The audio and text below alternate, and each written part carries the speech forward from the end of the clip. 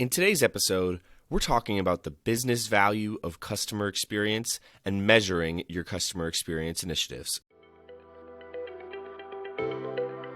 From EngageMint, I'm David Millay, and this is Flip the Switch.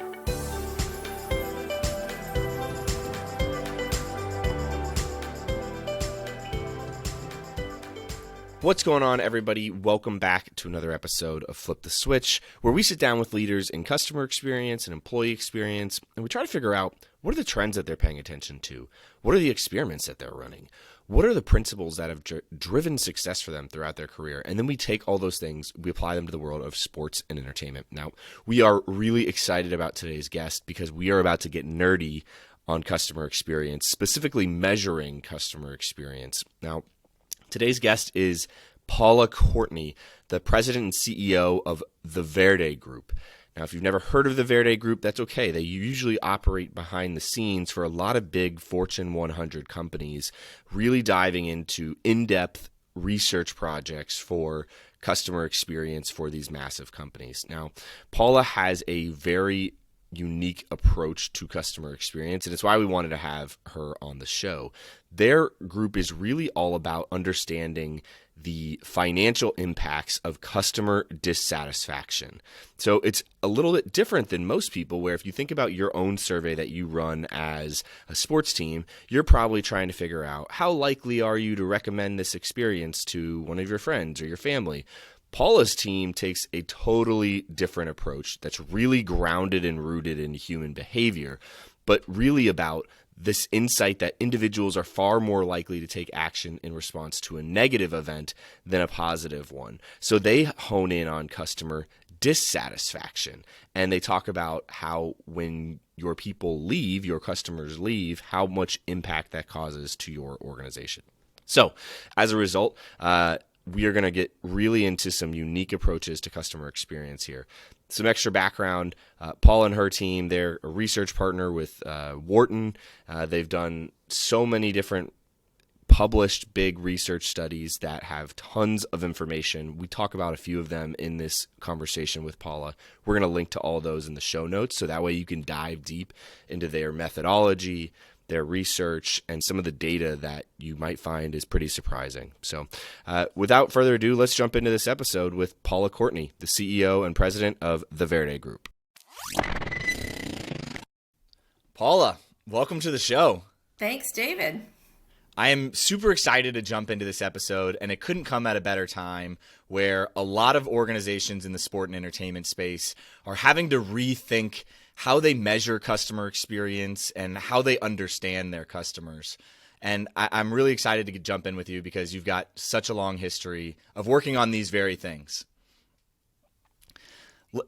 Let's start it off here. I was looking at some of the information that your team has put together, and there was a recent Accenture survey that you guys did some follow-up research on. And there's a stat in that survey that's super interesting to me, and I think all of our listeners. And in that survey, there was about 25,000 consumers that were researched across 22 countries, and they found that 50% of those respondents had indicated that the pandemic made them totally revise their personal purpose and what's important in their life. Why does that matter to our listeners, Paula? The reimagined consumer, they called it. So I absolutely believe that consumer preferences and consumer choices have been altered. Not just their preferences and their choices, but more importantly, how we buy, how we consume content, how we consume services. So the first most obvious trend that we see is the digitization of information consumption. So Amazon, and we call it the Amazonian effect, but Amazon has really set the bar for how quick you can get stuff. Push a button, get choices, make cost comparisons literally in seconds, and within an hour or two, you might have your package or your product delivered to your front door. That has completely changed, even for consumers that weren't used to shopping that way, weren't used to consuming products or spending money online. They preferred to browse. The pandemic has forced people to be confined to their homes, stores closing made them have to buy differently. And there's a big sort of thinking right now, like how sustainable are these changes? I wish I had a crystal ball. I really believe that, and there's a lot of research just very recently that says that consumers want to go back into a store, for example. They want and need and crave physical interaction. So when we think about businesses that have an online as well as a physical presence, I think that's critically important. How do we ensure that we show up well on a digital front, and how do we ensure that we can welcome back our customers to that experience that a lot of them are craving? So that's the one big trend is the entire digitization of the customer. Here in boardrooms among senior executives is they're spending a ton of money on what they're calling digital transformation. And that is making it easy to do business with their company. We call it the shoppable. How shoppable is your business? How shoppable are you? Do you make customers have to think before they buy? They think about how to buy. Like, how do I consume? How do I get your service? How do I get your tickets if we're going to a sports game? So the ease at which I can consume your product or service is the biggest trend. And also the second one is the whole sustainability. So many people are now choosing brands, and this research that we just did identified that there are sort of 5 key elements that go into a customer's choice as to whether you're going to get their next dollar. The first one is relevance. How relevant are you for that customer? Do you have the product breadth? Do you have the right price point for them? So to get into the game, are you relevant? The second one is that shoppable. How shoppable are you? How easy is it? Which is what I talked about. And the third one is customer support. So when things go sideways, what is your recovery process? When customers experience friction, are you able to recover from that friction effectively? Another one is what we call the sensorial experience. How nice are you? Even websites, are they pretty? Is it easy to navigate? Is it easy to navigate in a store if you're a retailer?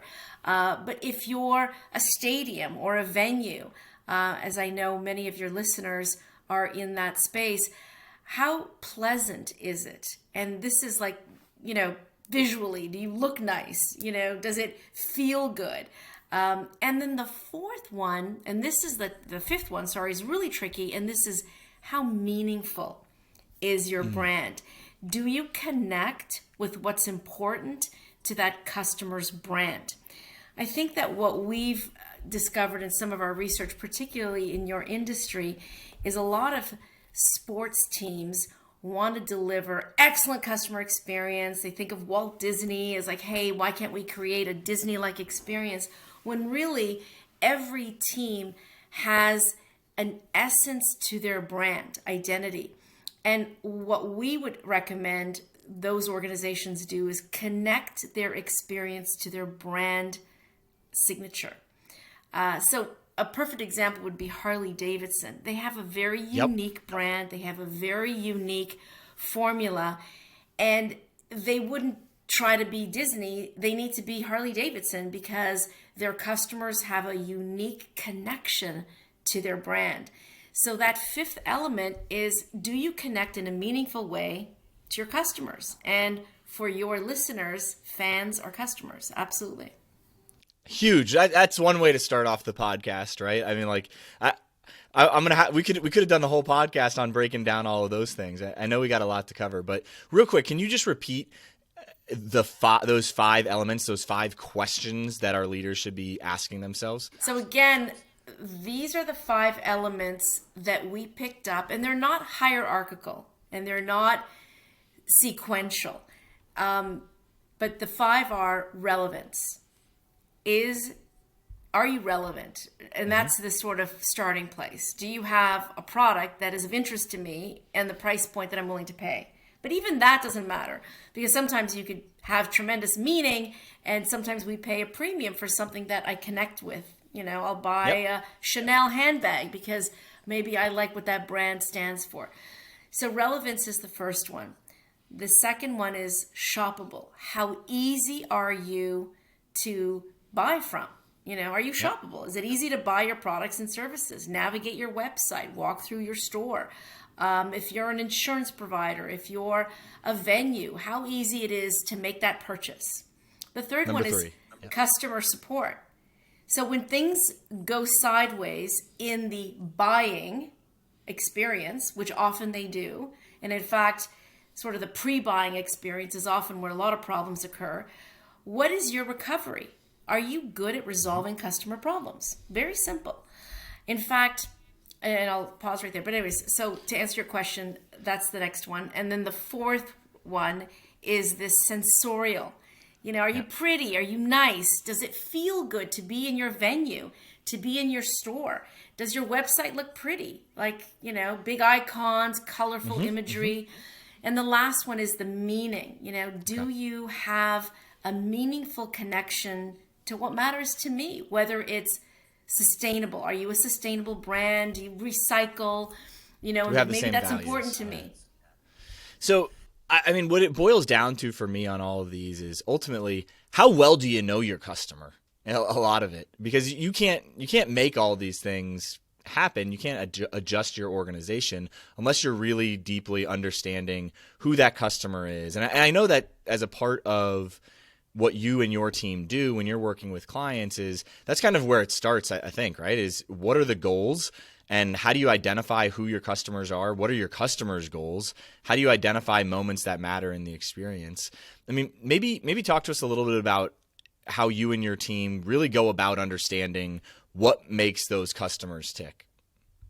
Yes, excellent question. I think the first thing that I would say in response to that is assume that your customers are a cast of characters, meaning they're all different. Your customers are not a homogeneous group of people. And I think the biggest failing for many businesses is believing they have a single customer that buys from them. They have multiple customers. They have customers who are small families with small kids. They have customers who are young professionals. There are customers who live in the suburbs and customers who are more rural.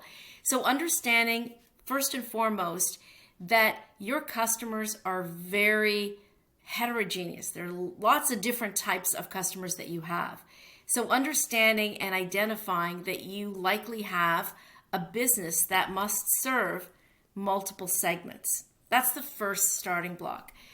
The second one is now understanding how to interrogate their needs, their expectations, and their experiences.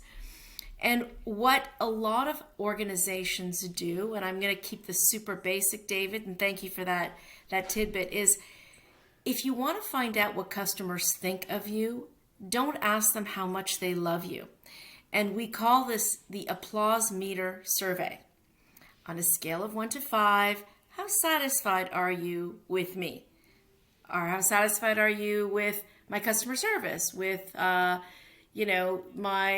physical store or my sales reps or whatever it is that you want to evaluate? Asking customers how happy they are on a happiness scale will not give you actionable insights, and it won't necessarily tell you what's driving their next purchase.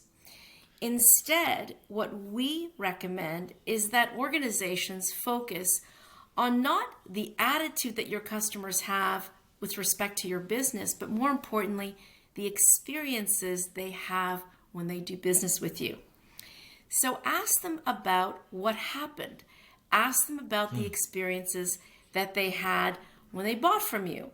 And these are statements that are binary. Did this happen to you? Were you greeted? Did you experience a dirty washroom if it's a venue?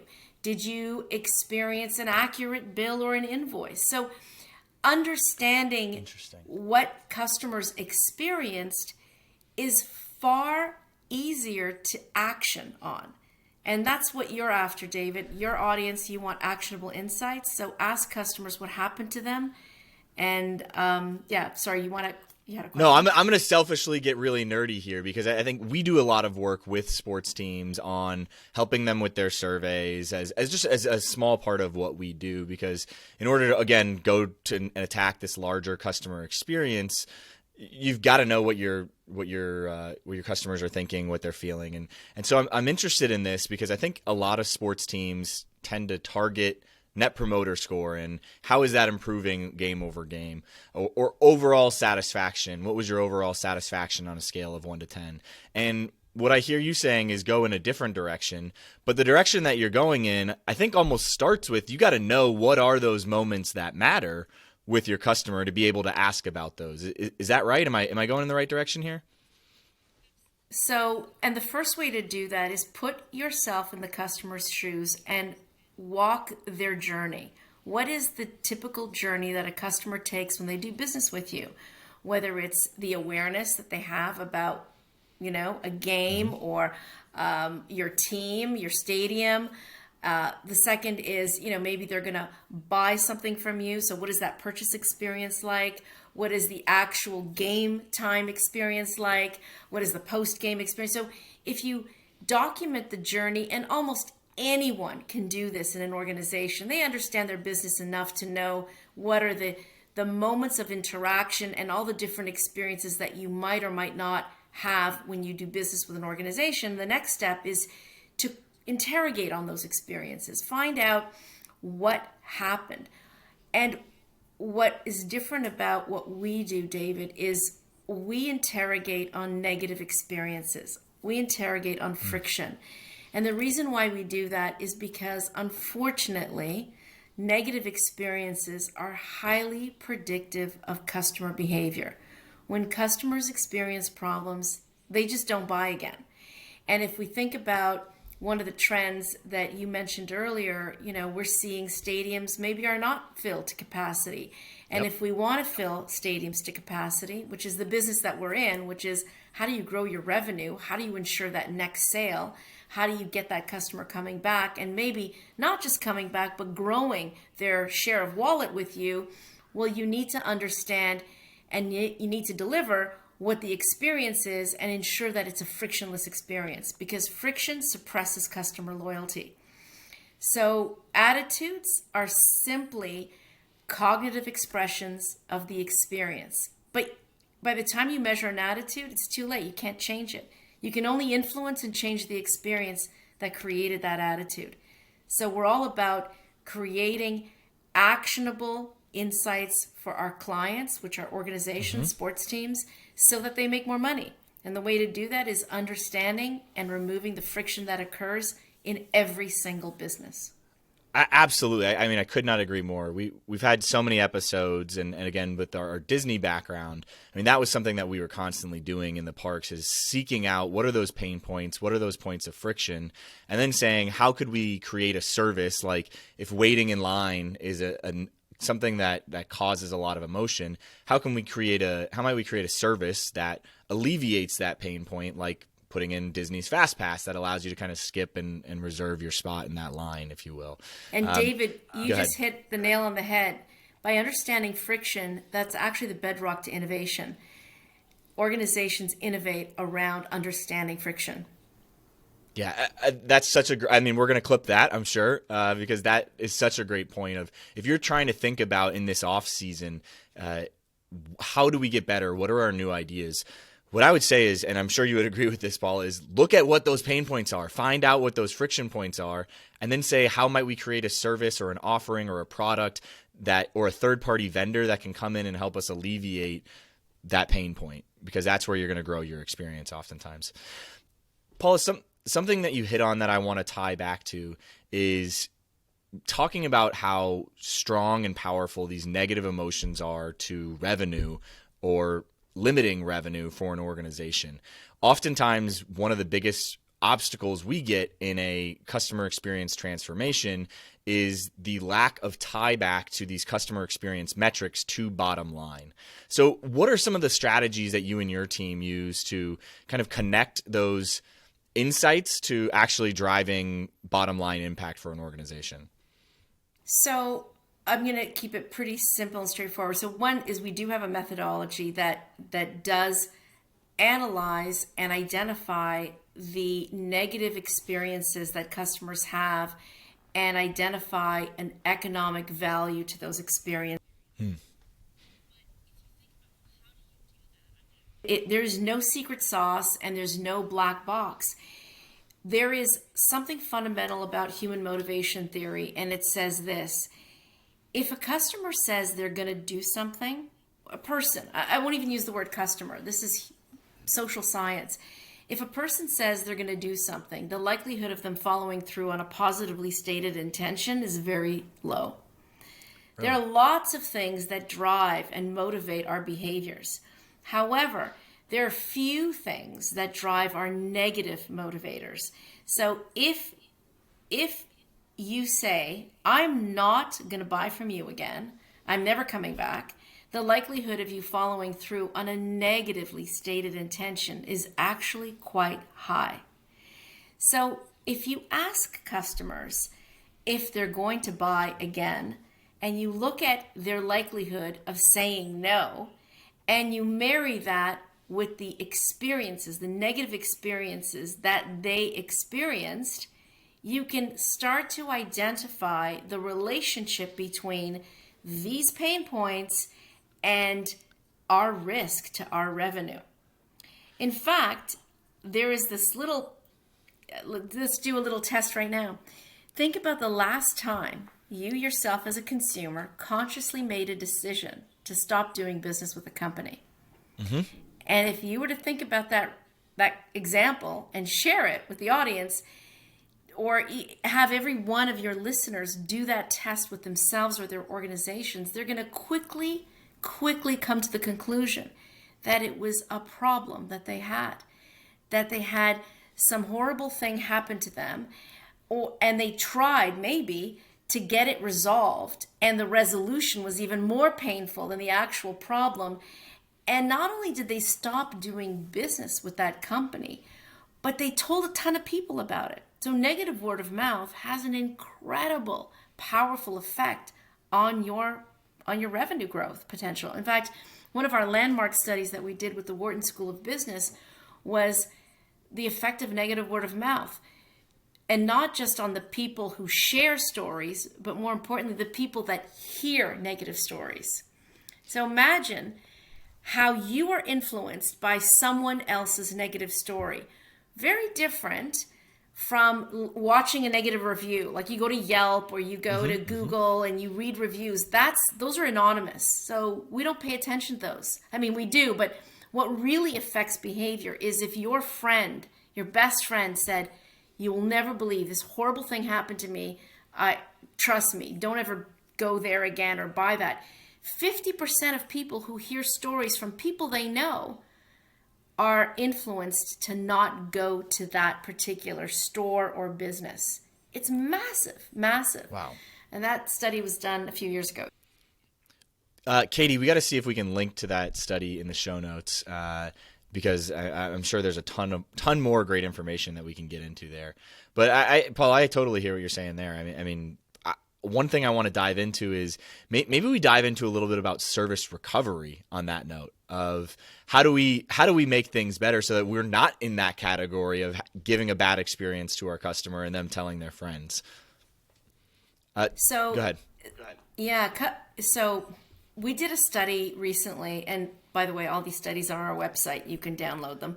But the study was on WOW. Pandemic was crazy. I think maybe Katie referenced one of our studies, but we did a study. It was with Wharton. We're their research partner, and we did a study on what is WOW. Like what is the one experience that you had that was so amazing that it made you buy again? And across the board, and this was a retail study, so we looked at mass merchandisers and specialty retailers and department stores and category killers like the Best Buys and the Home Depots of the world, and found that without question the number one thing that wows customers is hassle-free customer support. Basically, Interesting. if I have a problem, I need, and I think a lot of, if you think about Amazon, which, again, the frenemy of all businesses, they have an outstanding, they've nailed it, because if you have a problem, you basically, the returns process is super, super easy. And Wayfair is another wonderful example of an organization that, if you have a problem, not only will you get the product replaced right away, but they don't even want the old product back. They can, I've heard people say, I got to keep the sofa and I got another one. You know what I mean? So it's the best because it removes the pain of having to go to the store and even return that item. And it's brilliant. Right. So I think the key to customer support is that there is no magic bullet with respect to it. It's like, how do you as a person want to get recovered from a problem? How do you want to receive customer support? You want it to be fast. You want to make it easy for your customers to know where they can go to get a problem resolved. So if you're an omni-channel, business where you have, a physical presence and an online presence, and I experienced my problem online, can I go to your venue and get the resolution there? Or no, if you bought online, you got to deal with it online. Well, that's not good, because people don't think that way anymore. As long as your brand is slapped on every channel that you have, customers don't see you as independent channels. They see you as one company with different ways of doing business. Make all those ways as seamless and easy and transparent as possible.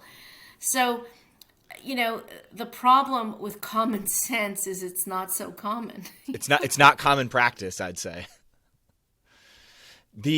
So what you just said about the omni-channel aspect is really interesting to me because all of our sports teams, any sports and entertainment organization listening to this, typically has this massive in-venue live event that's happening, but there's also a whole life cycle that the customer has offline or out of person and online as well.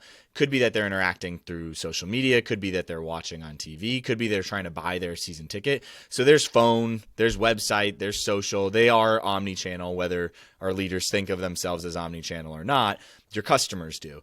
And one project we are working on this off season with one of our clients is aggregating all that data into the CRM in the back of house, because if somebody complains about something live at an event and they go to the guest service booth, that information's not getting captured anywhere. That's not going into the sales reps data on the back end for that person to be able to call that fan afterwards and say, hey, heard this happened to you at the game. So sorry. Outside of isolated events, that's not happening systematically. And so to your point, though, the ability to resolve that and rebuild that relationship is massive for our fans and for our likelihood that our consumers are going to stay with us.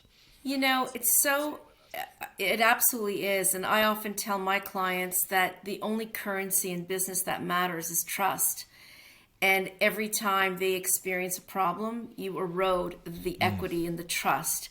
And if you don't recover a problem when it occurs, you are also eroding that trust. And eventually people stop doing business because the trust is gone.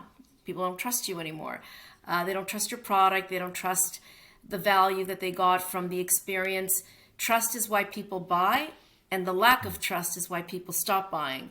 So it's a very simple thing, but harder to execute. In one of your consumer loyalty studies, there was some really interesting data that I'd like for you to talk to us a little bit about, where it talked about that consumers or fans, if you will, in this case, who had something bad happen to them, but then it got recovered in a way that rebuilt the relationship, had a significantly higher intent to repurchase than shoppers who never had a problem in the first place. Can you talk to us a little bit about that and maybe what are some of the factors that contribute to that intent to repurchase? Absolutely. So there are so many things why that is the case. Number one, so imagine you have a problem. So your trust is broken. but you decide, because you still believe in that company, that it's worthwhile to contact that company to get a resolution. So that means that you are trusting them still in potential resolution to that problem. Because if you absolutely broke all trust, you actually wouldn't contact. And unfortunately, first point of failure is if you measure how many customers contact you when they have a problem, and if that contact rate is very low, that's the first sign that you have low trust in your customer relationships. Okay, that's the first sign. If the contact rate, so wow, we hear about all of our customer problems, or my God, 80% of our customers have problems and 70% of them contact when they have a problem, that's fantastic. That means that they believe that you are going to resolve it. So that's the first fundamental thing that we need to think about. In terms of trust, if a customer trusts you enough to contact about the problem, and if you do a fabulous job of resolving it, of not only, resolving it like meeting their expectations, but maybe even exceeding their expectations by making it fast, seamless, maybe even compensating you for some of the pain that you went through by having the problem in the first place. Well, not only do you make them loyal or you protect their loyalty, but you grow it. And you grow it because of what we call cognitive dissonance. And I don't know if that's too much technical language. No. Go so deeper. Cognitive dissonance is this. You basically have validated that they should have trusted you. You gave them a reason to trust you. You proved the customer correct. So now they love you even more. And that is the fundamental psychology behind why customers whose problems are resolved to their complete satisfaction are more loyal than those customers who didn't even have a problem. Because you're building on trust and you're building on cognitive dissonance. I believed, see, I was right. You proved me right. It was worth my time to get a resolution and you fixed the problem. I'm smart. I'm a smart customer and I love you for making me right. And that is, in essence, why effective problem recovery is such a powerful construct in building and growing loyalty. It's so interesting because I think back to my time at Disney and we always had this kind of internal philosophy that great organizations overmanage key details, systems and processes that other organizations undermanage or ignore. And I think service recovery is, especially seeing some of this data that's in that study, and we'll link to it in the show notes, it is one of those areas that is massively ignored by organizations around how do we create a consistent service recovery process. And that has a massive impact on your bottom line, as you just pointed out. Go ahead. No, go ahead. Sorry, ask your question because there's so much to unpack there for sure. I know. Well, I mean, we might have to do a part 2 here, but I want to hear maybe what are some of the most unique service recovery programs that you've seen or your favorite ones or any tools in specific. I want to get our listeners thinking about different ideas because, again, traditionally this is a space in the sports world that has been undermanaged. So I think that one of the most important and simple things is, many years ago, a lot of companies believed that if they had 1-800 numbers, if they had contact channels, and the more channels that they had, the easier it is for people to know where to contact. And that is actually the opposite happened. So the first, I think the best thing to do for your business is make it so easy for customers to reach you if they have an issue. So companies like Whirlpool, Sony, where slapped on their appliances and tools, call me if, there are buttons physically on the product, physically everywhere, and it's the same button and it's the same place. Everything funnels to one location. If you have an issue, you never have to worry. Maybe it's like a phone number that's easy to remember, or it's a button on your website, but make it super. That is the number one. You want to give reasons for customers to trust you. And the biggest fail point is when you give them too many. Like when you give them too many places to call. It's like they get so confused, they actually don't call you anymore. So if you don't have customers calling you, you basically have missed the opportunity to regain their trust. There was a study done, this is decades ago, but it is absolutely still true, and it was with Polaroid.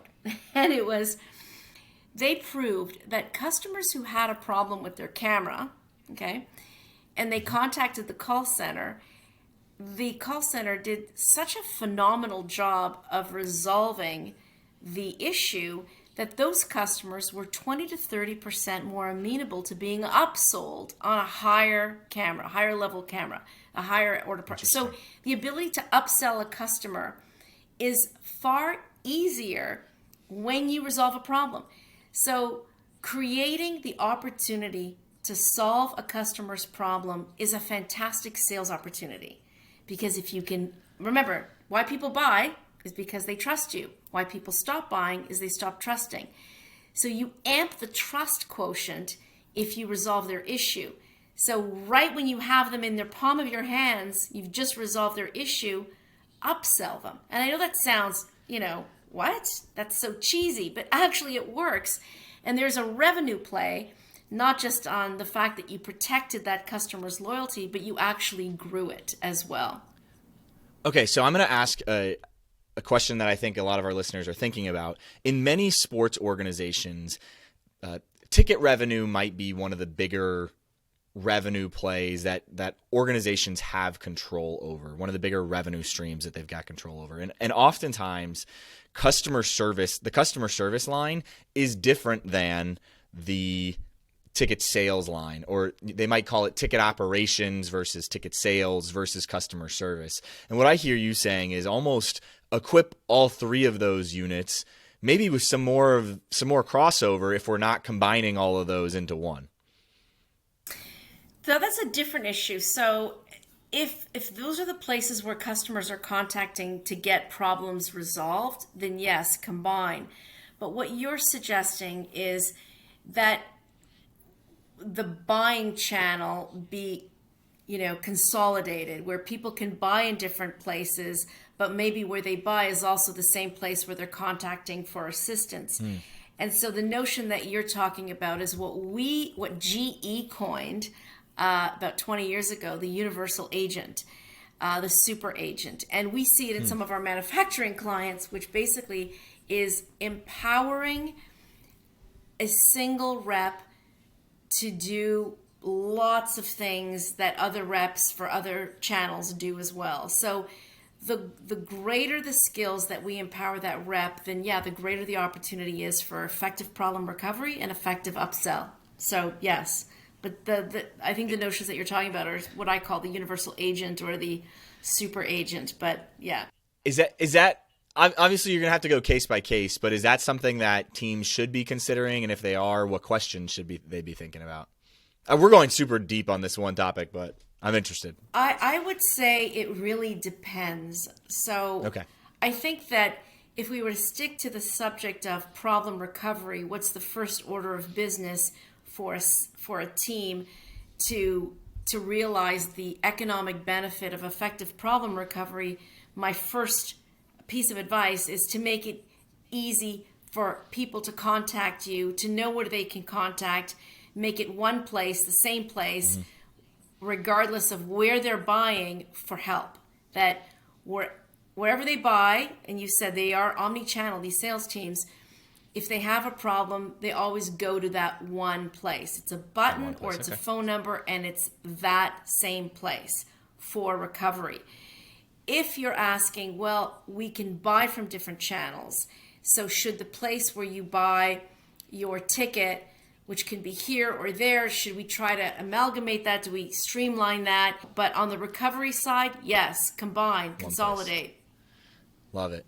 I before we move off this topic of recovery, there's one tool that I want to just encourage everybody to use or think about. I'm not going to give a specific company on it, but when you talked about service recovery and saying no to a company because of something that went wrong, For me, it was American Airlines the other day. Katie and I were both on campus somewhere in a remote college town, and American Airlines canceled our flight. And the way to get that refund and reschedule it, I mean, you would have thought you couldn't get a hold of them. So they had the process where you actually had to stay on hold.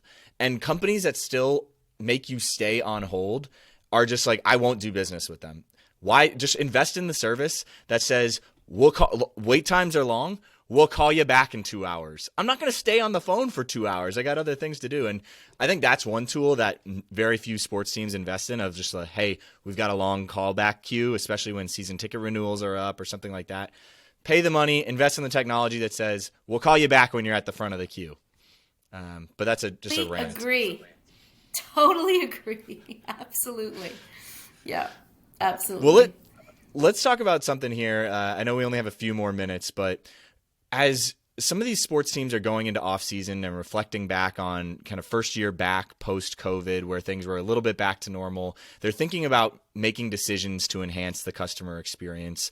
In your mind, are there elements of the customer experience that possibly have more financial impact based on how they impact customer experience score than others? And I guess what I'm asking for is almost like, do you have any advice for identifying moments that matter?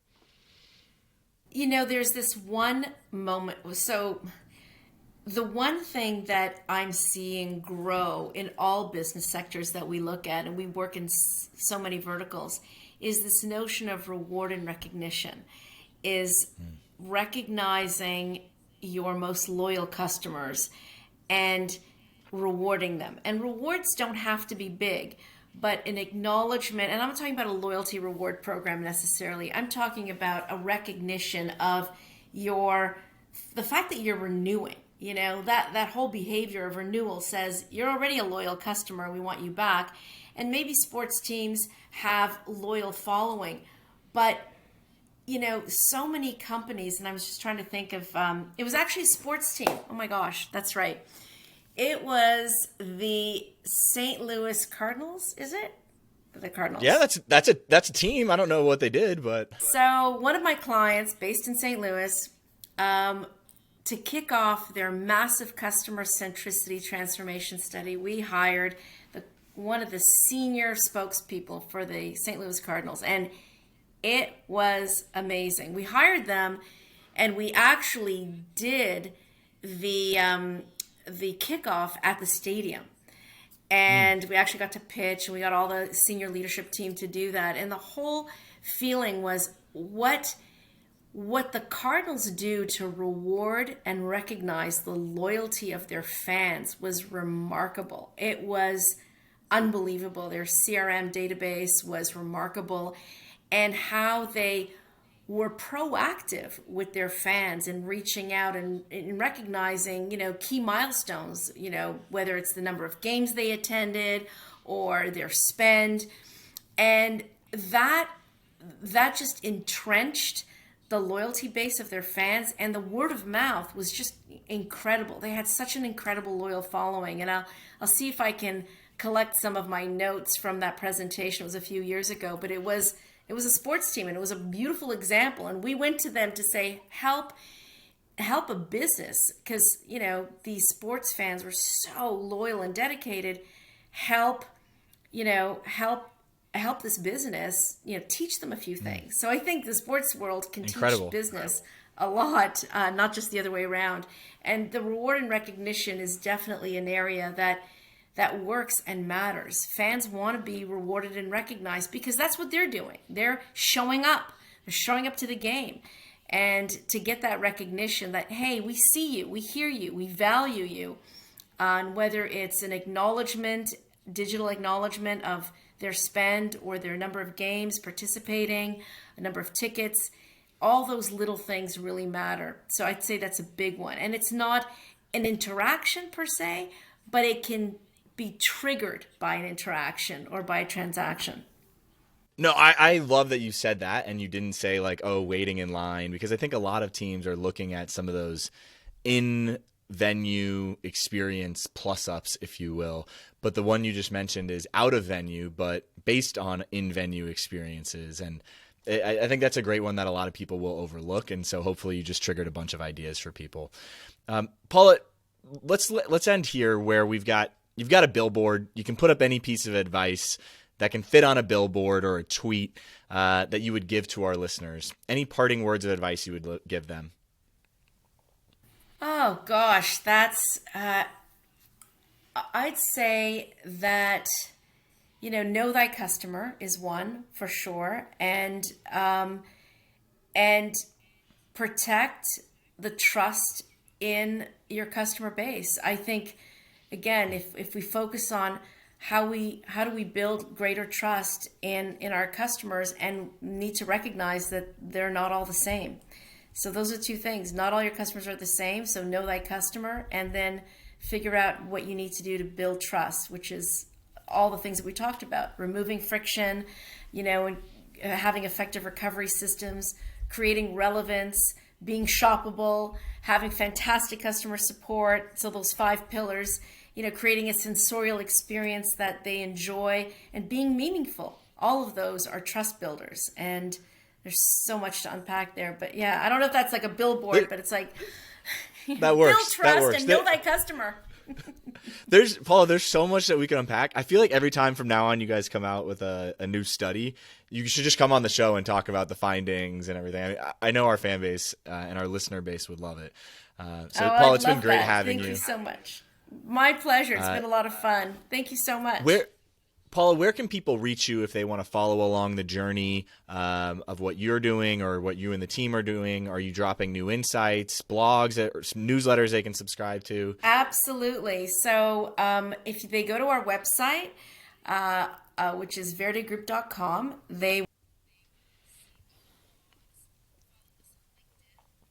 we're posting daily. Every day we've got something new to say on CX. And we're constantly sharpening our axe with respect to thought leadership in this whole area of CX. So so we're publishing blogs once every 2 weeks. And if you follow us on LinkedIn, you will get access to our latest and greatest, including all of our research study, which was published this summer in Harvard Business Review, as well on loyalty programs. All of that is, follow us on LinkedIn and follow us on our website, and you'll see all of that.